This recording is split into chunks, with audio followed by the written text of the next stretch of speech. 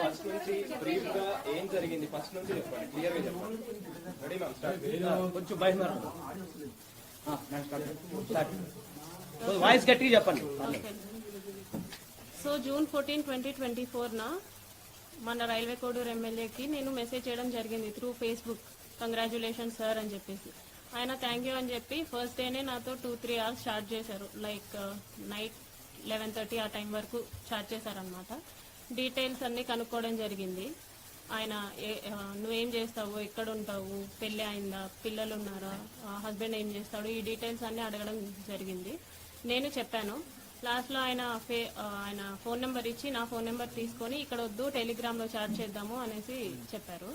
So నేను టెలిగ్రామ్లో message చేశాను.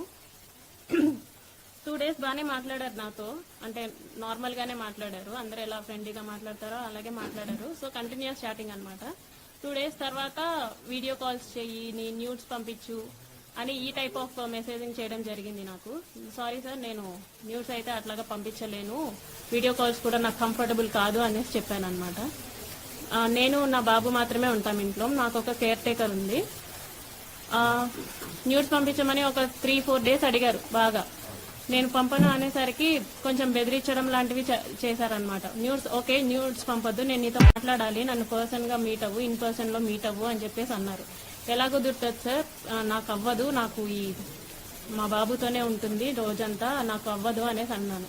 ఒక 2 days బాగా బతిమలాడుకున్నట్టు అడిగారు అనమాట నన్ను. మీట్ అవ్వచ్చు కదా, ఈ టైంకి మీట్ అవ్వచ్చు కదా, నేను ఈ టైంకి ఫ్రీ అవుతాను అనేసి ఇలా అడగడం జరిగింది. నేను రిజెక్ట్ చేశా. ఆ తర్వాత కొంచెం ఆయన అధికారం చూపించడం, లైక్ నేను రైల్వే కోడూరు ఎమ్మెల్యేని, నా కోడూరు ఇది ప్రస్తుతానికి, నువ్వు ఇక్కడే జాబ్ చేస్తున్నావు, నీ ట్రాన్స్ఫర్ కూడా నా చేతిలోనే ఉంటుంది, నీ ప్రమోషన్స్ కూడా నా చేతిలోనే ఉంటుంది అని ఈ టైప్ ఆఫ్ మాటలు మాట్లాడడం స్టార్ట్ చేశారనమాట. నాకు అర్థమైంది సార్, మీరు ఎంత చెప్పినా సరే నేనైతే కలవడం జరగదు అనేసి నేను చెప్పాను. ఆయన ఫోర్స్ చేస్తూనే వచ్చారు.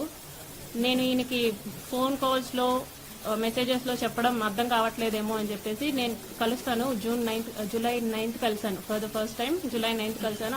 ఆయన షెడ్యూల్ అంతా అయిపోయిన తర్వాత నైట్ 8 o'clock అలాగా వచ్చి నన్ను పిక్ చేసుకున్నారు. మా ఇంటి దగ్గర పిక్ చేసుకుని తీసుకెళ్లారు. రైల్వే కోడూరు నుంచి కడప రూట్ వెళ్దాం అనేసి అన్నారనమాట. Railway Koduru to Kadapa route 90 kilometers వస్తుంది, కడప వరకు 90 kilometers వస్తుంది. సో స్టార్ట్ అయ్యాము. మా బాబుతో మా కేర్ టేకర్ ఉంది. ఇన్ ద మీన్ వైల్లో ఆయన మళ్ళీ ఎందుకు కలవని అంటున్నావు, ఎందుకు మెసేజెస్కి అలా రెస్పాండ్ అవుతున్నావు, ఎందుకు అంత పొగరు చూపిస్తున్నావు అని చెప్పేసి ఈ మాటలు మాట్లాడారు. రాజంపేటకు వచ్చేసరికి రాజంపేట టు బాక్రాపేట మధ్యలో ఒక డార్క్ విలేజో మరి ప్లేసో నాకు ఐడియా లేదు, అక్కడ ఆపారనమాట. ఆపిన తర్వాత నేను ఎందుకు ఆపారండి అంటే, ఎందుకు నువ్వు నాతో సరిగా ఉండట్లేదు, ఎందుకు నేను అడిగినవన్నీ చేయట్లేదు అని చెప్పేసి కాన్వర్జేషన్ స్టార్ట్ చేశారు. లేదండి నేనైతే ఆ టైప్ కాదు, నేను ఇక్కడ 5 years నుంచి ఉంటున్నాను, నేనైతే ఆ టైప్ కాదు, నేనేంటో నా జాబ్ ఏంటో అన్నట్టు ఉండేదాన్ని అనేసి నేను చెప్పాను. నువ్వు నాకు సెక్షువల్లీ కావాలి అనేసి ఆయన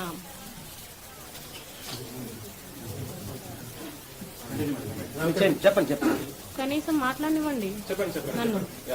ఓకే, సో ఆయన సెక్షువల్ సాటిస్ఫాక్షన్ కావాలి నాకు నీతో అనేసి అన్నారనమాట.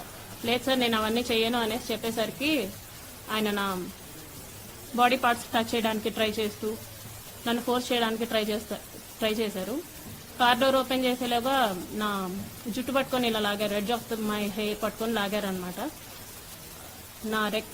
నా ఫ్రంట్ సీటు, నేను ఫ్రంట్ సీట్లో కూర్చున్నాను.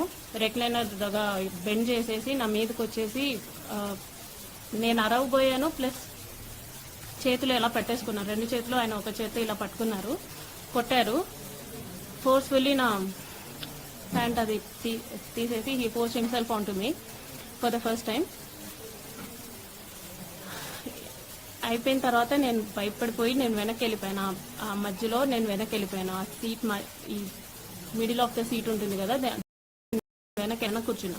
ఆయన డ్రైవ్ చేశారు, మా హోమ్కి డ్రైవ్ చేశారు. నేను దిగిపోతున్నప్పుడు చెప్పారనమాట, చాలా చాలా చేస్తున్నావు, ఇక నుంచి అట్లా చేయొద్దు, నువ్వు నా మాటే వినాలి, నేను చెప్పినట్టే చేయాలి, మీ హస్బెండ్ నిన్ను పట్టించుకోడేమో, నేను 1000 times ఎక్కువ పట్టించుకుంటాను నేను నిన్ను సో నేను చెప్పినట్టే చెయ్యి, ఇది ఎవరికి లీక్ చేయొద్దు అని చెప్పేసి ఆ టోన్లో నాతో మాట్లాడారు. నేను దిగేశాను. For the first time on July 9th నేను కలవడం జరిగింది. దాని తర్వాత ఒక 2 days గ్యాప్ ఇచ్చి మళ్ళీ స్టార్ట్ చేశారు, కలుద్దాం, మీట్ అవుదాం అని చెప్పేసి ఈ type of messages, video calls ఆయన కంటిన్యూస్లీ వీడియో కాల్స్ నాతో చేసేవాళ్ళు. ఆయన ఏం చేసినా సరే నేను అతనితోనే ఉండాలి అనుకునేవాళ్ళు అనమాట. ఈవెన్ తింటున్నా, వాళ్ళ పీపుల్స్తో మాట్లాడినా, స్నానం చేసినా, రెడీ అవుతున్నా నేను అతనితోనే ఉండాలి అని ఒక మరి శాడిజమో ఏమంటారో నాకు తెలీదు, తను అలా కోరుకునేవాడు అనమాట. ఏమన్నా అంటే నీకు ఒక బాబు ఉన్నాడు, నువ్వు అది గుర్తుపెట్టుకో, నువ్వు అది మర్చిపోతున్నావు, నీకు ఒక బాబు ఉన్నాడు, నువ్వు మాత్రమే ఉన్నావు, అది మాత్రం గుర్తుపెట్టుకో అనేసి అనేవాడు. నిజమే, నాకు పేరెంట్స్ లేరు, నాకు మమ్మీ డాడీ ఇద్దరు లేరు. మా ఫాదర్ జాబ్ వచ్చింది నాకు. నా ఫస్ట్ స్టేషన్ రైల్వే కోడూరులోనే. నాకు ఒక తమ్ముడు ఉన్నాడు, కానీ దూరంగా చదువుకుంటున్నాడు వాడు. మా హస్బెండ్ వచ్చేసి సాఫ్ట్వేర్, ఆయన దూరంగా ఉంటాడు నాకు. నా బాబు నేను మాత్రమే ఉంటాం. ఆయనకు అది బాగా ఆసరా అయింది. నా గురించి ఫుల్ డీటెయిల్స్ కనుక్కున్నారు. ఫుల్ డీటెయిల్స్ కనుక్కొని ఆయన ప్రొసీడ్ అవ్వడం జరిగింది. చాలా డామినేషన్ చేసేవాళ్ళు, చాలా డామినేటెడ్గా ఉండేవాళ్ళు అనమాట. ప్రతి విషయంలోనూ చిరాకు పడ్డం.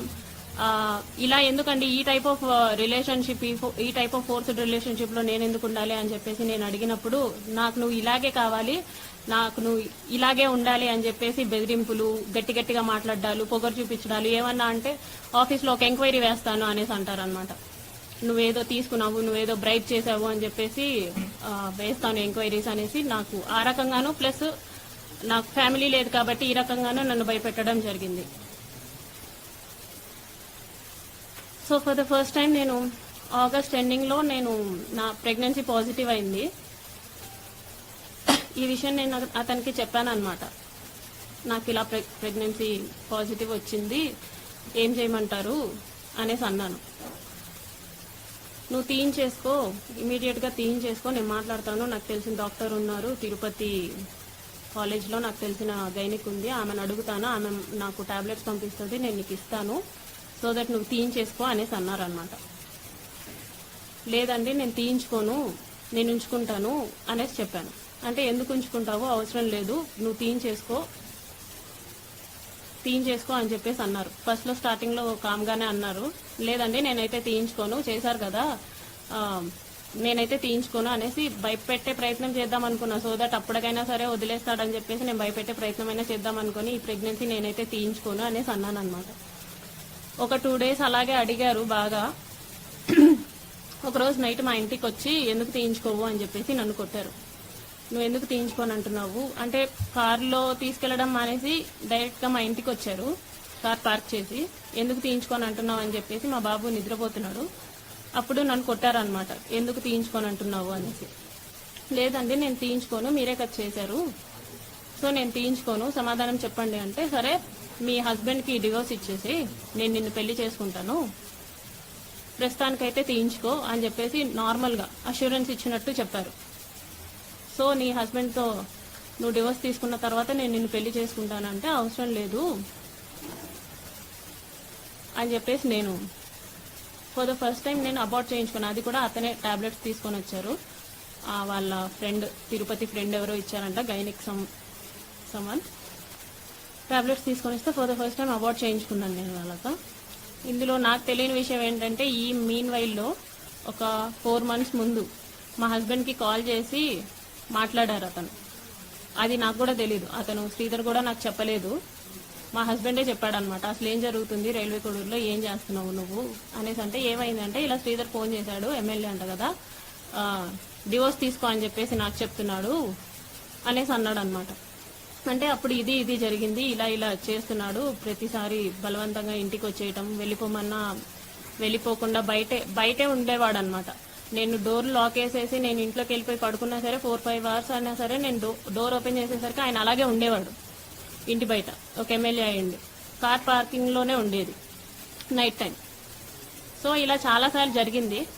ఒక్కొక్కసారి బాగా కొట్టేదాన్ని, ఎందుకండి ఇలా చేస్తున్నారు అనేసి. అతను నన్ను చాలాసార్లు కొట్టాడు, నువ్వు నా మాటే వినాలి, నువ్వు నాకే ఉండాలి, నేనైతే పక్కకు పోను, నిన్ను పక్కకు పోనివ్వను, ఏదైనా ఉంటే నీకు ఆఫీస్ పరంగాను ఇంటి పరంగాను ప్రాబ్లం అవుతుంది అని చెప్పేసి ఈ టైప్ ఆఫ్ బెదిరింపులు నాకు ఇచ్చేవాడు అనమాట. ఏమన్నా అంటే నీకు 3 years బాబు ఉన్నాడు కదా, నీకు 3 years బాబు ఉన్నాడు కదా, చూసుకో అనేసి ఈ టైప్ ఆఫ్ మాటలు మాట్లాడేవాడు అనమాట. మా హస్బెండ్కి ఆ విషయం తెలిసి మా హస్బెండ్ వాళ్ళ ఇంట్లో అంతా చెప్పారు. మా తమ్ముడికి కూడా తెలిసింది. అందరూ ఏంటి అని చెప్పేసి నన్ను అడిగారు. ఇది జరిగింది అని చెప్పాను అనమాట. చెప్పేసరికి ఇదంతా మాకెందుకు చెప్పలేదు అంటే అతను బెదిరిస్తూ వచ్చాడండి ప్రతిసారి. నేను మీకు చెప్దాం అనుకున్నాను, మళ్ళీ మీరు అడిగితే నన్నేం చేస్తాడో, బాబు నేను మాత్రమే ఉంటాము, మీరెవరు లేరు నా దగ్గర, అందుకే నేను చెప్పలేకపోయాను. అతనికి నేను ట్రై చేశాను, అతన్ని విడిపించేసుకోవాలని చెప్పేసి అన్నిట్లో బ్లాక్ చేసినా సరే ఆయన ఏదో ఒక వే వెతుక్కుంటున్నాడు. ఒకసారి ఆఫీస్కి వచ్చాడు వాళ్ళతో పాటు కలిసి. ఒకసారి ఆఫీస్కి వచ్చాడు అనమాట. ఆఫీస్కి వచ్చి నార్మల్గా కూర్చొని అక్కడి నుంచే నాకు మెసేజ్ చేస్తున్నాడు. అక్కడి నుంచే నాకు నార్మల్ అంటే వాట్సాప్లో బ్లాక్ చేశాను, ఇన్స్టా, ఫేస్బుక్ అవన్నీ బ్లాక్ చేస్తే నార్మల్ మెసేజ్ చేశాడు అనమాట. నీట్గా కామ్గా బ్లాక్ నుంచి తీస్తే బాగుంటుంది, లేకపోతే బాగోదు అనేసి నాకు ఇక్కడ నేను ఎదురుగా ఉన్నాను, అక్కడి నుంచి నాకు మెసేజ్ చేశాడు అనమాట. సో ఈ టైప్ ఆఫ్ భయాలు నాకున్నాయి. నాకైతే ఎవరు లేరు చెప్పుకోవడానికి. ఒకవేళ చెప్పుకున్నా సరే నా వెనుక వచ్చి అడిగే వాళ్ళు లేరు. సో కాబట్టి నేను చెప్పలేదు అనేసి నేను చెప్పాను అనమాట.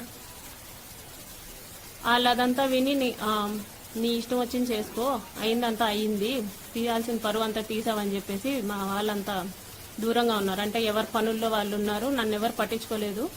మా హస్బెండ్ వచ్చేసి మా బాబుని తీసుకెళ్ళిపోయాడు అనమాట. వీడు నీ దగ్గర అయితే సేఫ్ కాదు అని చెప్పేసి.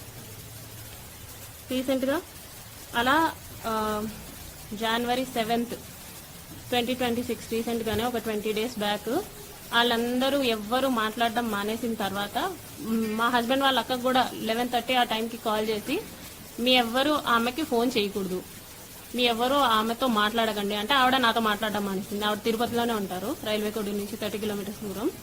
ఆవిడ మాట్లాడడం మానేసింది.